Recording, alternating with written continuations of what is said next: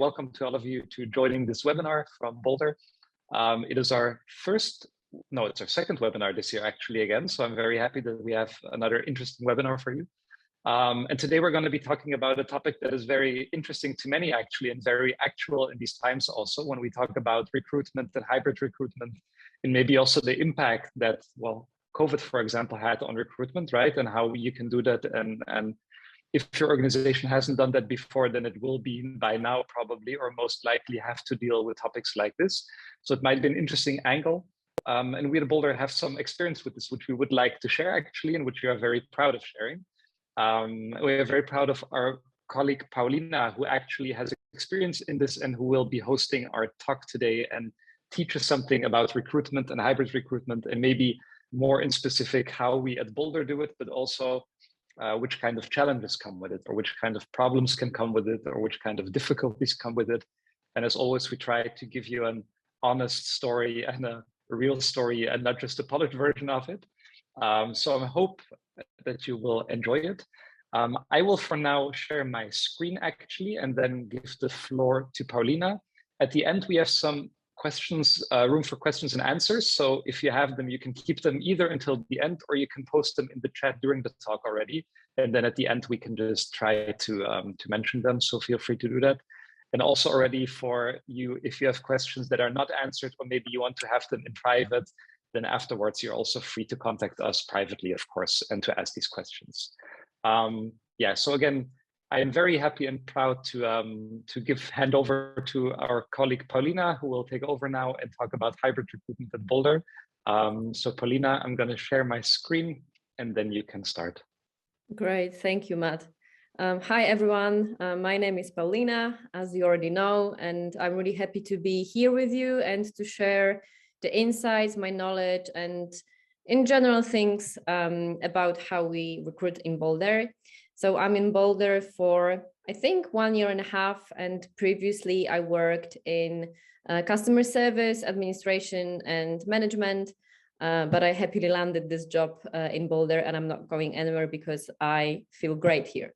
So what I will be talking about today is a little bit about Boldare, then how do we work here in Boldare, then a little bit about my team, how do we recruit in Boldare, what makes us unique in the market, and what makes us different than other companies in terms of recruitment, and of course the troubles and issues that are coming with remote recruiting. So yeah, let's start. What is Boldare? What do we do? So we are a digital product and development company, and we are running for 17 years now on the market in the international software development market.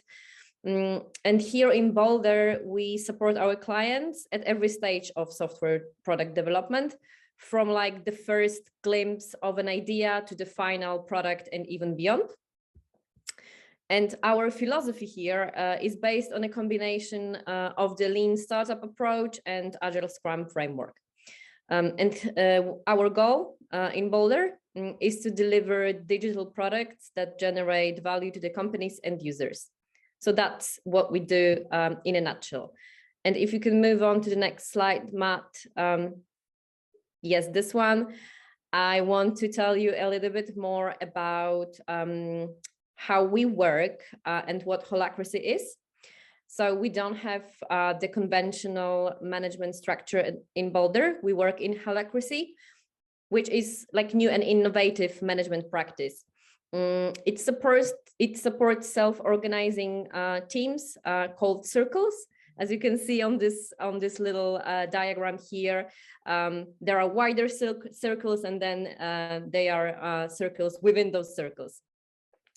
And in those circles, we as employees can take on roles, and those roles have very specific responsibilities and accountabilities. Within them, we can make decisions because we are specialists in this like small role, right? So we don't have managers, we don't have team leaders, so we don't have this like vertical hierarchy, but we do have something that we called meritorical hierarchy. So if I'm in the role of recruiter, I make the decision within this little role, right? So that's how we work here in Boldare. A little bit more about how big we are. We are now more than 200 employees. We've got remote international teams, meaning that we don't create a team around a city, but we have the teams distributed around the whole world. We've got 4 offices in Poland, in Warsaw, Wrocław, Gliwice, and Krakow. And we recently actually opened 2 offices abroad, one in Germany, in Hamburg, and one in Netherlands, in Amsterdam. So you're more than welcome to visit us either in Poland or there in Germany and Netherlands. And how do I place myself within, you know, this whole holacratic diagram? So the team that I'm in is called talent selection, and we call our teams not teams but circles. So my circle is talent selection, and we are a part of a wider circle called talent acquisition. And talent acquisition is responsible for bringing new talents into the organization. So it's me and our circle talent selection that is responsible for hiring the best talent, but we are in this talent acquisition circle along with employer branding circle that is responsible for attracting candidates to Boldare.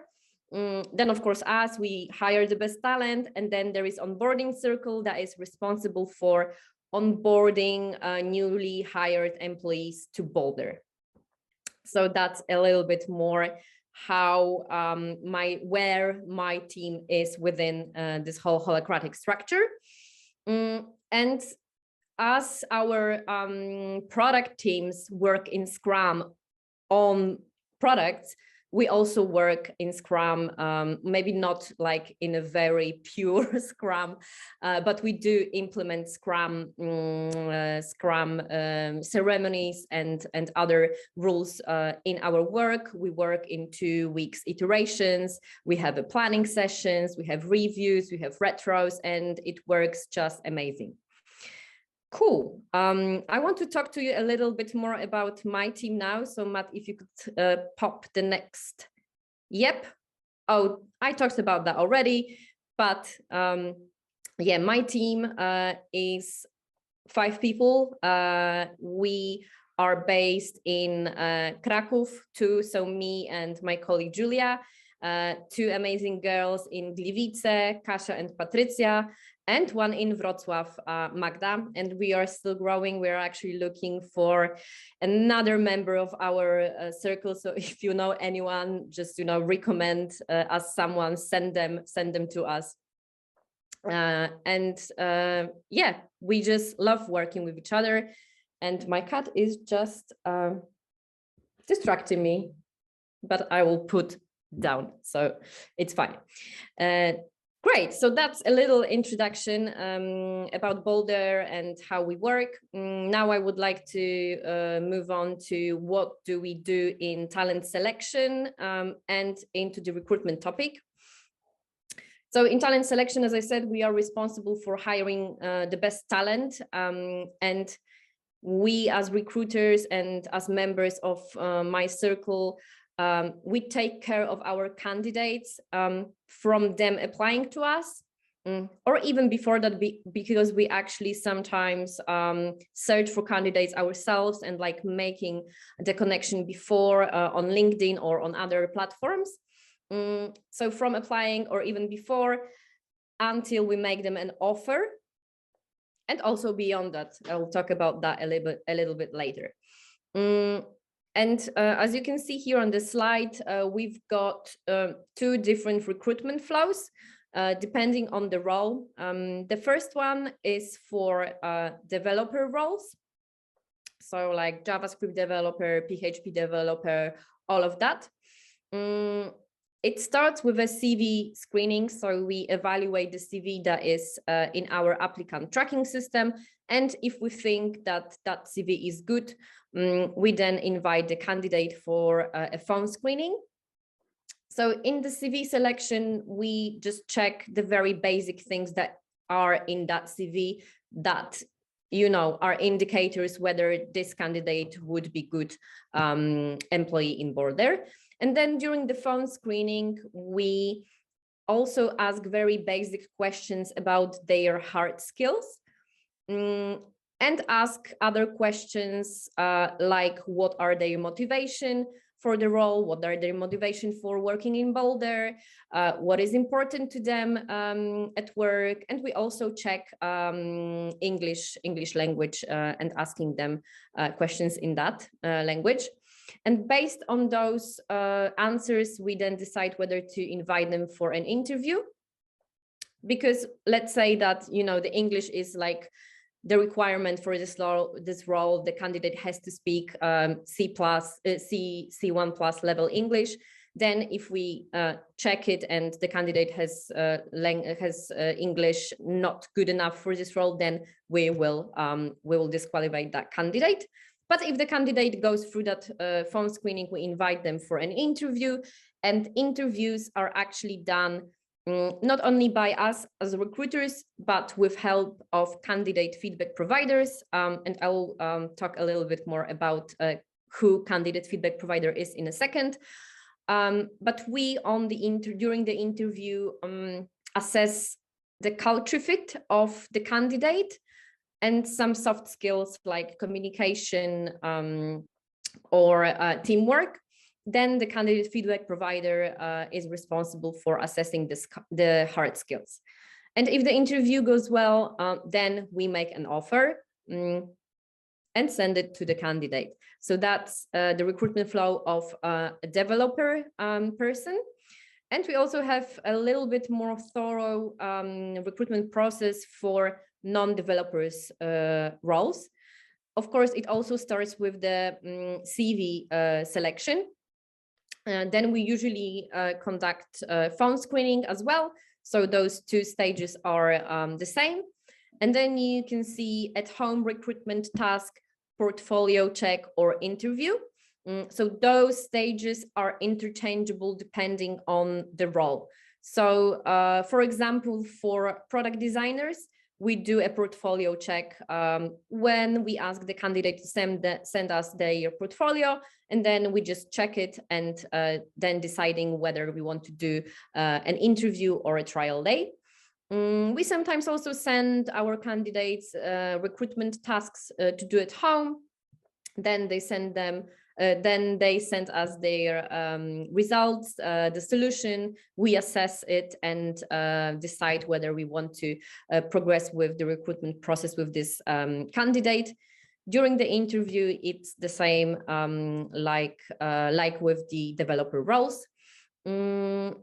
And the new addition here is the trial day. The trial day is a little bit more complicated and a little bit longer meeting. It can be done face-to-face, it can be done online. But during this trial day, we as recruiters also check the culture fit of the candidate to the organization that Boldare is, and those soft skills. And the candidate feedback providers check the hard skills. And how do we do it? In a nutshell, the candidates have recruitment tasks to do during this trial day. It can be 1, it can be 2, it can be 3 tasks, depending on the role. And the tasks vary.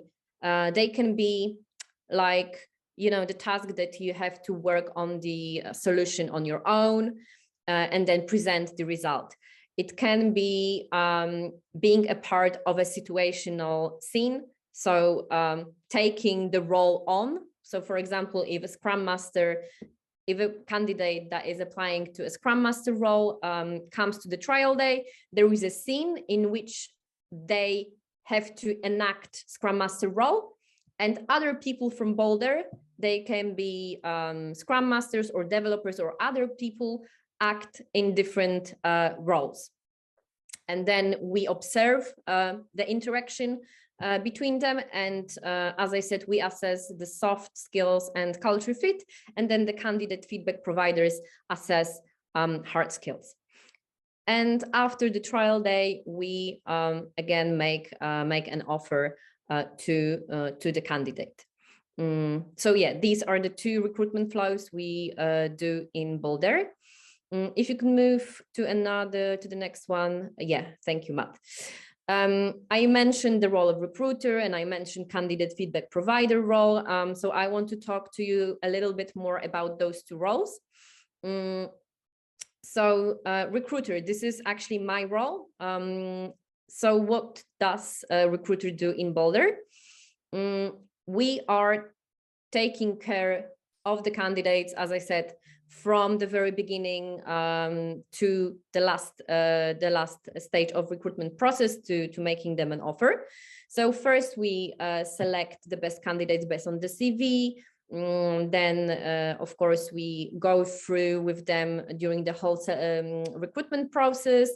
We are responsible for communication with them. So we send them emails, we are scheduling meetings. We also send them feedback after every recruitment process. We send them personalized feedback, and I will talk a little bit more about the power of feedback later. And as I said, we are responsible mainly for the culture fit check and the soft skills check, which we do during the different stages of the recruitment process.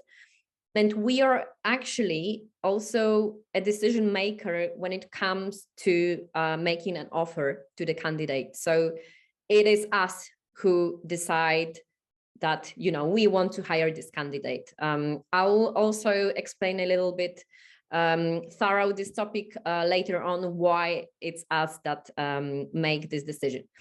But we wouldn't be able to do it on our own. Of course, we've got candidate feedback provider role, and this person is responsible for checking and assessing hard skills of a candidate. So it could be technical skills for developers, it could be business skills for other roles, it could be, you know, like all of the meritorical skills that a candidate needs to be effective employee in the role that they are applying to. They are also responsible for providing us with the feedback about the hard skills. So what went well, what we appreciate the candidate for, and what didn't go so well, and what is worth improving on. They also help us with creating recruitment tasks, also assessing those recruitment tasks and providing feedback on those. So that's the distinction between the recruiter and candidate feedback provider. We are responsible for culture fit check in a nutshell, and the candidate feedback provider is responsible for hard skills check. The next slide is about the tools that are helping us in the recruitment process. So we have different tools, but I picked those four because they are the most important ones. Zapier is a tool that sends our candidates automated replies when they apply to a job post available on our website. So when they send us their CV, Zapier sends them a message saying, hello, thank you for sending your CV, we've got it. Someone from the talent selection team will be in touch with you shortly. So that's, you know, this first touch point with a candidate, and the candidate feels taken care of, that they've got this response, and someone will be looking into their CV. We then use Workable as our applicant tracking system. We've got all of our recruitment projects there, our candidate database. We can send email to our candidates through Workable. We can communicate with other recruiters there. We can evaluate candidates in that system. So yeah, it's like this one big piece of the database and recruitment projects in one. Google Suite, we mostly use here the calendar and Google Meets. Google Meets for remote meetings, remote interviews, and Google Calendar to check, of course, our calendar, whether we have the time and time slots for an interview, but also we can check calendars of our candidate feedback providers, whether they have time, and schedule the meetings with candidates there. And we use Slack generally in two situations. One is when we do have a remote interview with a candidate, and we start a thread with our candidate feedback provider and just, exchange remarks about this candidate, just communicate during the interview with candidate feedback provider. And we use Slack also during trial days for communication with a candidate. So we just open a new Slack channel and invite a candidate there with all of the people involved in the trial day. So for example, if a candidate has a question about, I don't know, a recruitment task, or maybe they forgot to ask something during the scene that they were in, they can just quickly type their question in that channel, and then one of us will answer that question. So those are the tools that we use the most during recruitment. And in remote recruitment, we mostly benefit from Slack and from Google Suite. Cool. Next slide, Matt, if you would. Amazing. Now more about hybrid recruitment and when to do it, so it's worth it. I wanted to start with saying that our recruitment processes are actually adaptable, meaning that we can do them both online and in real life. Of course, some parts of our recruitment processes, like phone screening, is always done through the phone, right? But stages like interviews and trial days can be done either online or face-to-face. And when is it worth meeting face-to-face now in this, COVID world, COVID environment, when the situation is uncertain? Of course, we do have in mind, and we follow, the guidelines from our company, but also, if we see that the COVID is peaking, we don't do face-to-face recruitment for us to be safe, and also for a candidate to be safe. But if we can, we sometimes suggest meetings face-to-face. The first reason would be when we as recruiters feel, this great connection with this candidate, like something is going on, like, we feel that this candidate would be a great addition to the team. Their motivation is amazing and they are super interesting in working in Boldare. Then we would suggest meeting face-to-face for an interview or a trial day, so that, we can like feel the room and feel the atmosphere with a candidate. Because the culture fit assessment for us is better to be done without this barrier of laptop and without all of the distracting factors, like the cat that was on my lap just a minute ago, right? Yeah, so we actually suggest meeting in person when we feel that this candidate is worth going to the office and like checking that on not online but face to face. And as I said, it's better culture fit check for us, but also for a candidate. It is nice for them to come to the office, see it, say hi to their potential workmates, also check the atmosphere, right? So they don't have to sit in front of the camera and in front of the laptop, but they can, interact with different people, feel the atmosphere, and also, be not persuaded, but like encouraged, right, by being in the office and feeling this like on the day to make then later the decision about accepting our offer. So that's when we would suggest coming to the office and meeting face to face with the candidate. When we can't do it, we would suggest always to ask the candidate to have their camera on, because I said just a second ago that we've got this barrier of a laptop.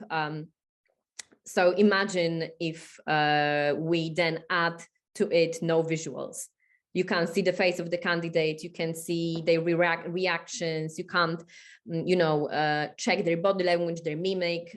So we always ask our candidates to have the cameras on when we cannot go to the office and meet with them face to face. I need to take a sip of water.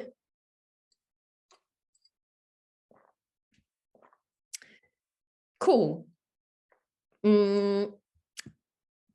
I want to talk a little bit more now before I delve into the topic, why is Boldare unique, which we can see on this slide. I want to talk a little bit more about culture fit and hard skills check. How do we do it, right? I talked about this a little bit, but I want to delve deeper. So how do we actually assess culture fit in Boldare? We do it in different ways. We have a set of behavioral questions that are checking this because we believe that if someone behaved in a certain situation in the past in a certain way, they are most likely to behave in a similar way in a similar situation in the future. So, for example, I ask a question during interviews. Can you please describe a situation when you had to deal with a conflict between you and another team member at your last workplace?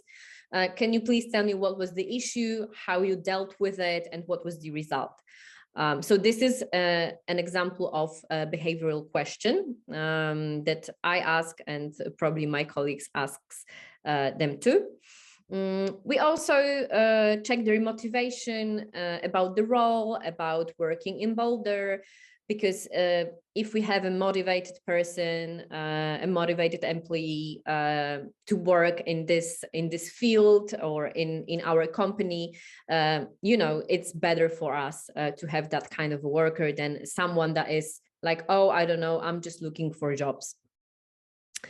We also ask our candidates what is important for them at work in terms of like what are their expectations from the new employer, what are their values, because if these things are aligned with what is in Boldare, then we know that the candidate will fit in just perfectly. And those questions and those topics can be brought up during a phone screening or an interview or during the trial day. During the trial days, we also almost always have this part of more informal coffee with the whole team that the candidate is applying to.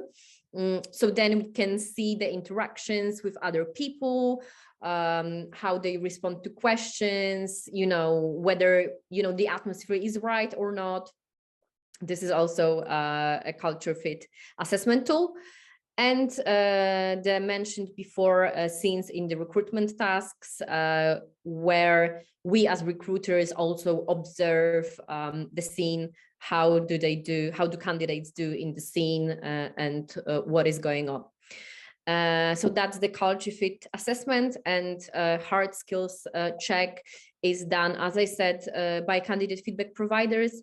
They also have a set of questions that check their hard skills, but it's not like an exam. It's rather a discussion about certain situations, topics, terms, technicalities. We just go with the flow with the candidate.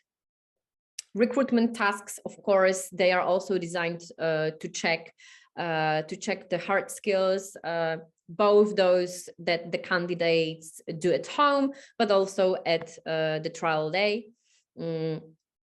We then have a sample of work of the candidate in the role that they are recruiting for.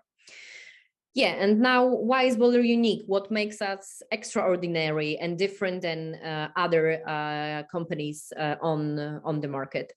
So we believe in something that we call culture fit over skills. And why is that? Because we believe that you can learn hard skills.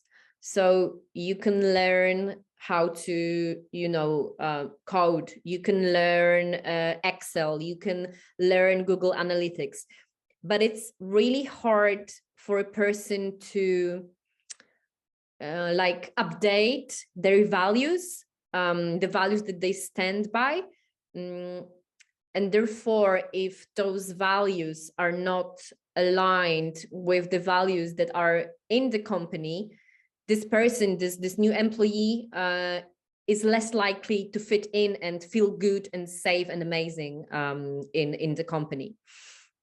So, for example, honesty, or just providing feedback to your workmates. We do value honesty and honest and face-to-face feedback. But imagine a person that is like very against it, like they don't want to hear about feedback or even provide feedback, right? So being thrown into a company that is talking about feedback and providing feedback all the time, and be a company that believes in a value of feedback, this person could feel intimidated and not safe and not good in a system like that. So that's why we say that culture fit is for us more important than skills, because you can learn hard skills. The next thing is tailored recruitment processes. We do tweak our recruitment processes to the candidates, to the current situation, to the role. So for example, when we have, I'm talking about the Scrum Master all the time, but it's my recruitment process, so I know what I'm talking about. This is an ongoing recruitment in Boldare, but of course, with the time, the role of Scrum Master in Boldare and the recruitment needs within that role change. So when we start this recruitment process again, we always check whether our job post is up to date, and whether our recruitment process can check those updated needs, the hard skills, the business skills, and so on. So when it's out to date, we actually update it and tailor it to that particular need. But we also do that for our candidates. So, for example, I have this example, another one, not from my experience, but from my colleague Kasia's experience. She was recruiting delivery lead for our delivery circle.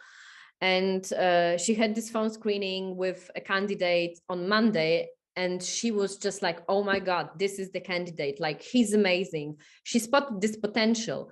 So she organized an interview, I think the next day.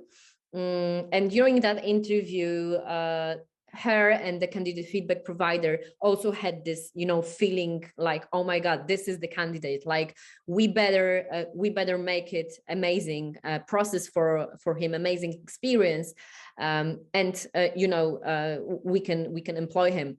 And that candidate said, I have to make a decision by the end of this week because I have another offer on the table. So then Kasia thought, oh my God, I better do the trial day this week, but she didn't have anything. Like that was the beginning of this recruitment process. So she didn't have anything prepared, no recruitment tasks whatsoever. But because we really wanted to value the time of the candidate, and also we thought that the candidate is amazing, we just, put all of the forces together and worked really hard to come up with the trial day, the recruitment tasks in one day on Wednesday, and then have the recruitment day on Thursday. And it happened that way. So this candidate came for a trial day on Thursday, and right after the trial day, Kasia made the decision to make him an offer, and she did it on Friday. And he accepted like immediately. So the whole recruitment process lasted like 5 days. I don't think other companies do that, but we do, because we really want to be agile and change and do different things. So that's how we tailor our recruitment processes in Boldare. We also really stand by something that we call candidate care. So what does it mean? It means to us being a partner to our candidates during the whole process. So you can say that we are their caretakers during recruitment. So we are in constant contact with them. We update them about the progress they're making. We explain how the recruitment process will go. We tell them about any delays or troubles during the process. We're always there for them. We also provide feedback, as I mentioned before, the personalized feedback for this particular candidate. It's not, copy paste. But we also ask for their feedback about the process, about the recruitment tasks. We send them this little, form after the recruitment process, no matter the result, and ask them for feedback, whether we can improve somewhere or what did they like.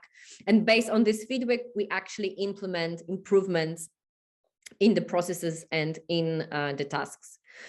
And then the last one, I mentioned a little bit about that, recruiter as a decision maker.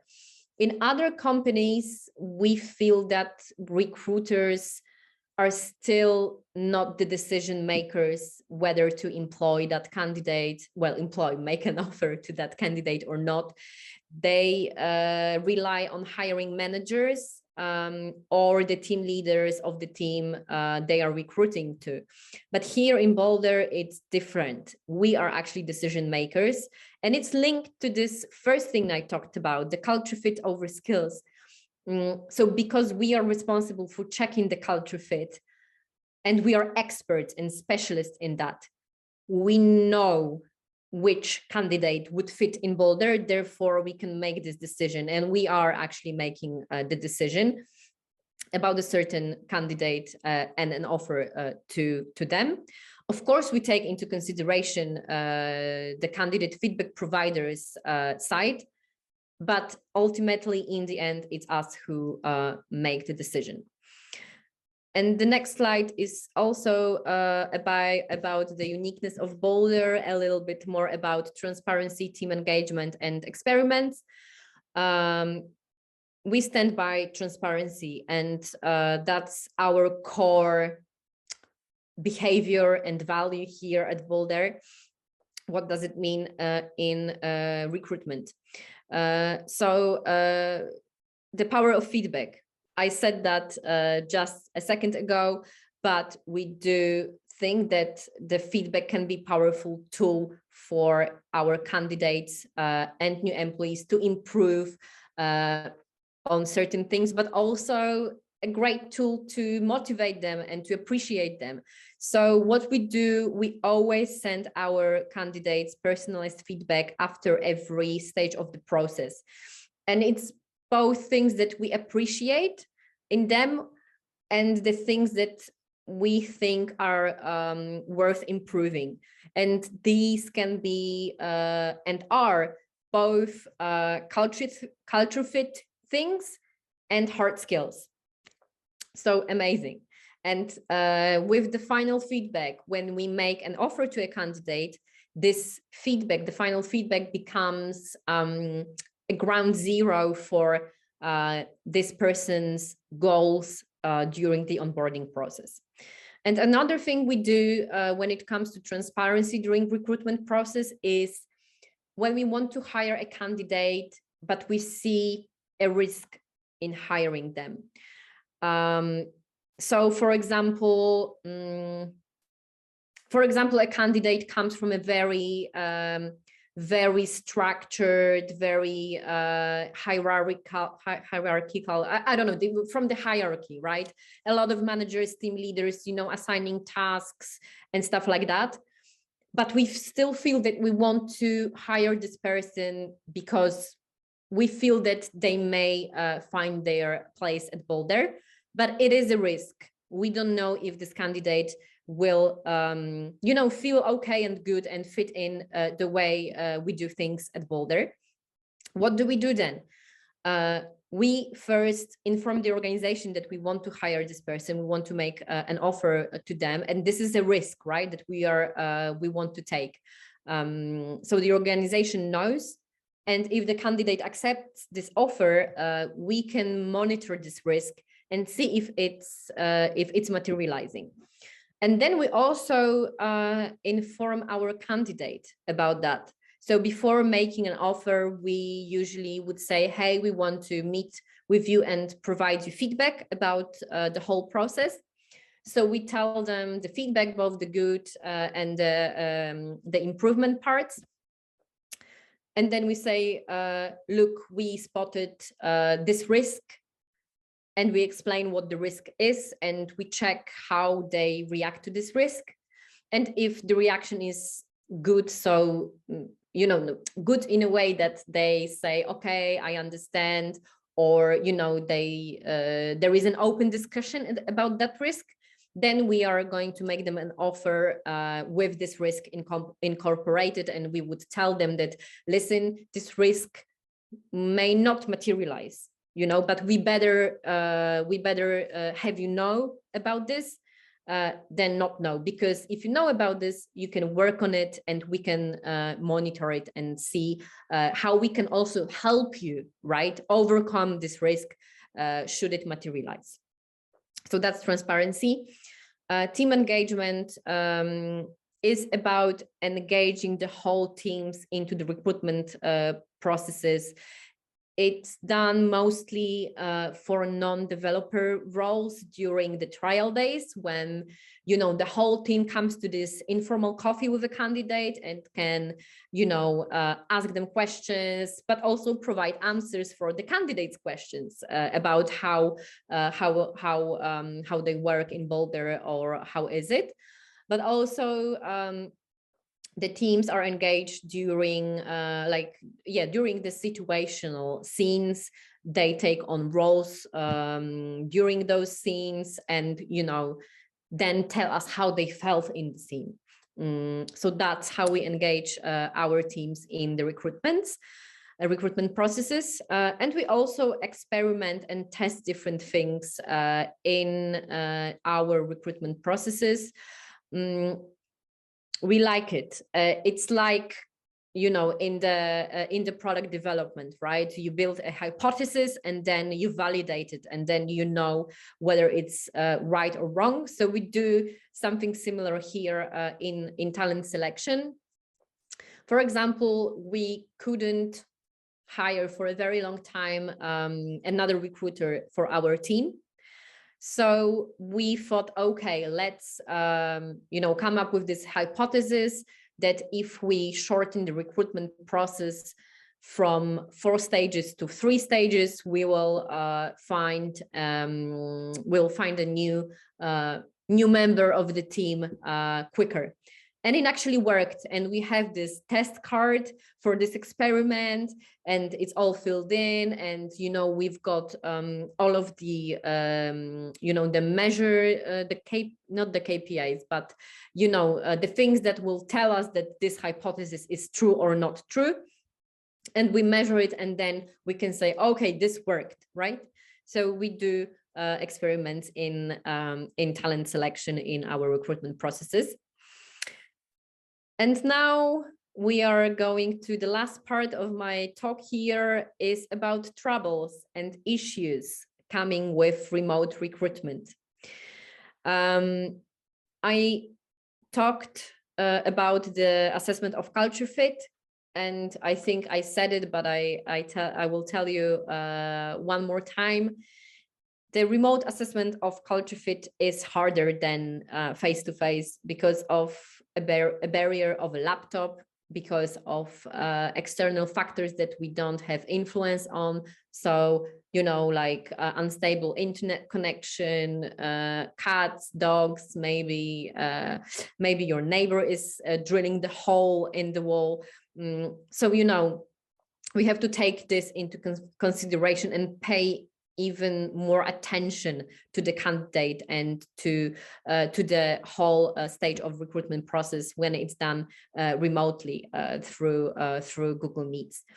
We also have to take care about candidate stress because of all of the things that I just mentioned. So internet connection, noisy neighbors, partner in the background, crying kids.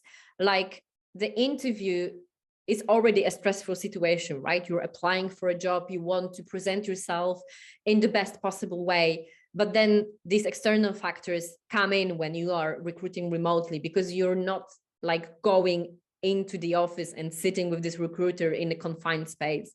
So we have to take care about that. We have to tell the candidate, okay, it's all right if you have to break the interview and go to your baby, or, you know, we have to wait a little bit until the noisy neighbor stops drilling the hole in the wall. So we have to like kind of, you know, mitigate the stress of the candidate.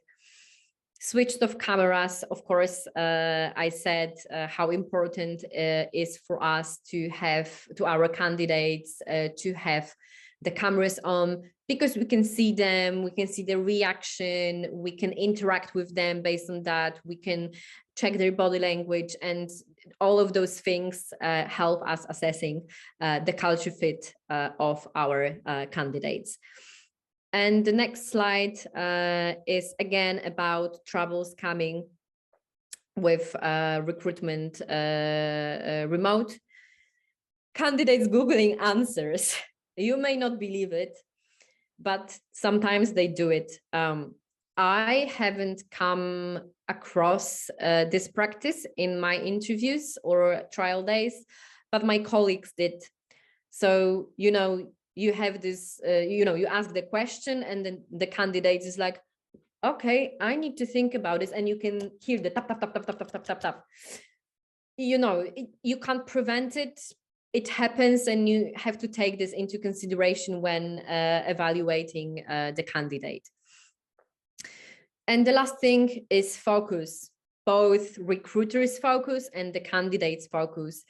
So we as recruiters are also distracted by the things in the house, in our apartment. You know, we can have the noisy neighbor that is distracting us, but also we have the Slack, the messages pinging, ping, ping, ping. We have the emails, you know, we have the phone. Maybe another candidate will call us during the meeting and just want us to answer their phone call. So we have to like try really hard to focus during the interview with the candidate. And also the same things apply to the candidates.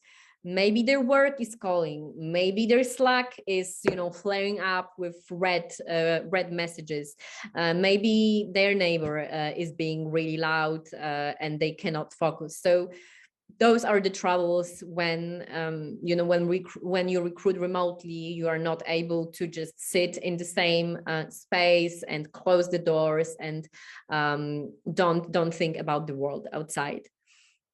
And yes, I think that is it. Thank you very much. I talked a lot, I know, but I really enjoyed this. And now is the time when you can ask me questions and I will be more than happy to answer them. Thank you. Yes, so thank you, Paulina, for your talk and for your time. And thank you for the wonderful presentation. I'm curious if we are not low on time, right? But we took a bit longer than expected. So I would say maybe one or two questions if there are any. So let's see, because I think your story was quite clear also. Does somebody have a question? And if yes, then just scream, I would say, or just say it out loud. Well, if not, maybe I have I have one question actually. Maybe I will start myself then, because I can, of course. You mentioned that culture fit hiring is more important than skills hiring, right? Can you maybe explain one more time again why? Because for me it was clear, but is it more complex to find someone with the right culture fit? Or what is the exact reason for it, maybe? Of course. So as I said, we believe that a candidate and a new employee that feels good in the company that Boldare is, or any other company, is just better motivated to work within that company because he feels or she feels amazing, right?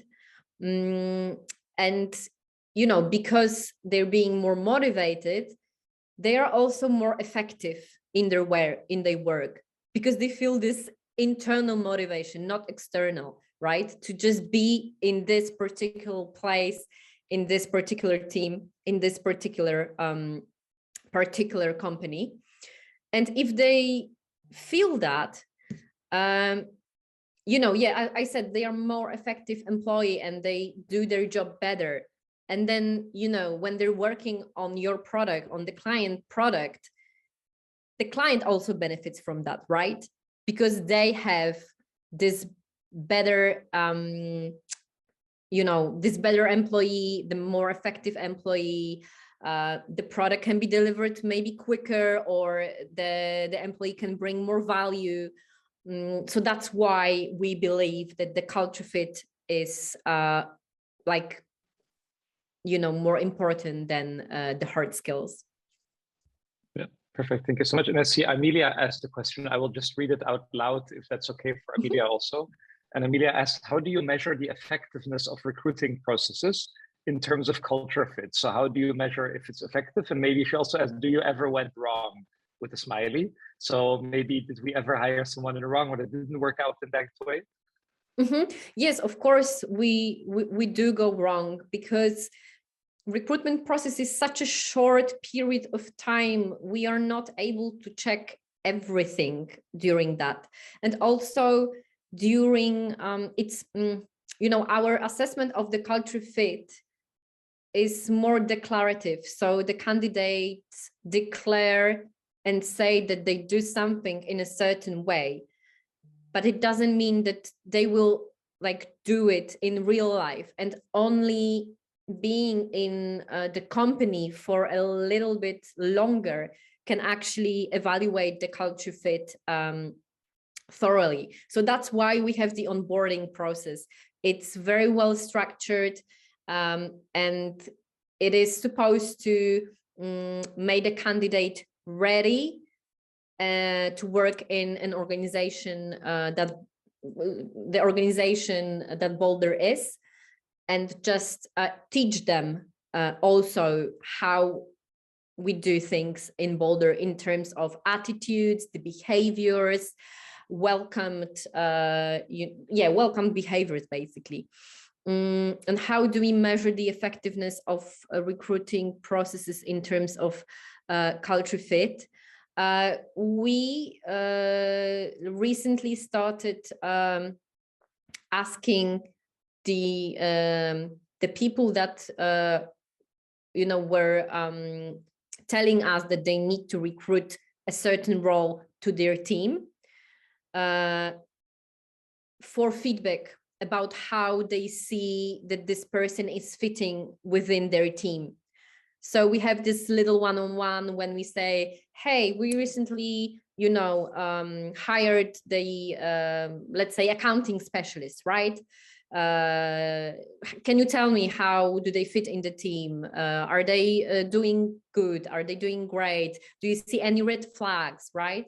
But also the onboarding process is, and onboarding is the area where we can spot, that something is not going well. So yeah. May I have a question? Perfect. Yeah, sure, Katarina. Okay. Go ahead. Thank you so much, Paulina, for all the knowledge. It sounds wonderful. I might be a little bit nosy here, but you said that candidates ask for feedback. I mean, you ask them for feedback after the end of the recruitment process. Would you be willing to share with us some of the things they say? What kind of feedback is it? Mm-hmm. Of course. So as I said, we sent our candidates after the finished recruitment process, this little form where we ask them for feedback. So what did they like, what they didn't like, how likely are they to recommend our recruitment to Boldare to their colleagues. And what do they say? I actually have the metrics here ready. For example, because we do it once a month. So in February, they say that they really value the communication. It was, they say that it was quick, thorough, they have clear vision on what's going to be done next. They also mentioned feedback. So the fact that we provide thorough and personalized feedback after every step of the recruitment process, and that they feel a very friendly atmosphere, not corporate, not, straight during our recruitment process, and that they liked it. So that's for February, for example. Thank you. Perfect. I would say also that was the last question because we went a bit over time. So Paulina, I want to thank you one more time again for the lovely talk you had, and I'm giving you a silent applause for it. And then for everyone else, if you have any questions or anything that comes to mind, you can always ask Paulina, you can always ask me via email, or find us or me on LinkedIn. Or just message any email address you find from Boldare. Actually, I'm sure it will always come in the right way. So even if you have questions that you don't want to share that are more private or anything else, feel free to always ask us. And then thank you so much for your time. Thank you for being here and joining, and I wish you a great evening. Thank you, guys. It was a pleasure. See ya. Goodbye.